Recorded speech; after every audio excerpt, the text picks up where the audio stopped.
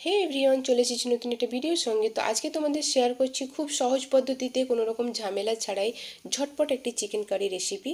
তো দেখো, প্রথমে আমি চিকেনগুলো ভালোভাবে ধুয়ে পরিষ্কার করে নিয়েছি। তারপরে আমি পেঁয়াজ কুচি, আদা, রসুন এবং কাঁচা লঙ্কার পেস্টটাও দিয়ে নিয়েছি।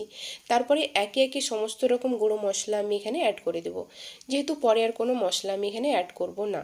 তো প্রথমেই আমি নিয়ে নিয়েছি হলুদ, নুন, শুকনো লঙ্কার গুঁড়ো, জিরে, ধনে, গোটা গরম মশলা, তেজপাতা এবং চিকেন মশলা এবং গুঁড়ো গরম মশলাও আমি অ্যাড করে দিয়েছি। সব শেষে তেল দিয়ে আমি কিছুক্ষণ নাড়াচাড়া করে 2 মিনিটের জন্য ঢাকা দিয়ে রেখে দেব। তারপরে ঢাকনা খুলেই দেখব হালকা জল বেরিয়ে এসছে। তো তখন ভালোভাবে আবারও নেড়েচেড়ে চিকেনটাকে সেট করার পরে আগে থেকে কেটে রাখা আলু এবং টমেটোটা অ্যাড করে দেব। আলুটা তোমরা এখানে স্কিপ করতে পারো, কিন্তু আলু দিলে বেশ ভালোই লাগে। তো দেখো, আবারও নেড়েচেড়ে সবশেষে দিয়ে দিব জল।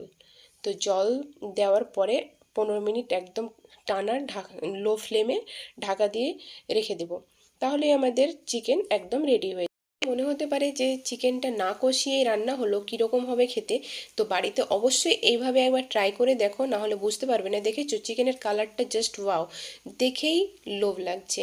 তো সব শেষে ধনেপাতা ছড়িয়ে নিলেই আমাদের চিকেন কারি রেডি। তো রেসিপিটা কেমন লাগলো অবশ্যই কমেন্ট করে জানাতে ভুলো না। দেখা হচ্ছে নতুন কোনো ভিডিওর সঙ্গে। টাটা।